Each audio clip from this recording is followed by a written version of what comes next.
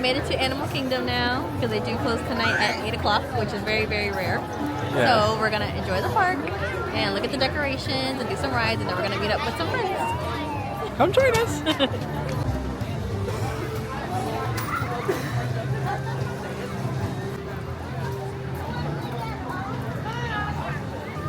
With the assurance of the changing seasons, the spirits of the animals of nature that only come this time of year.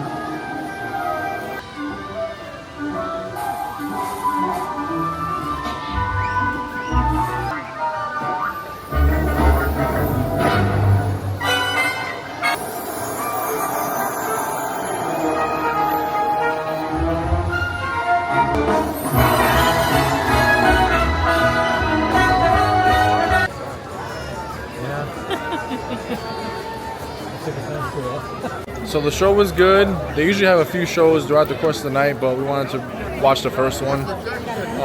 So now we're going to meet up with some friends and have some more fun.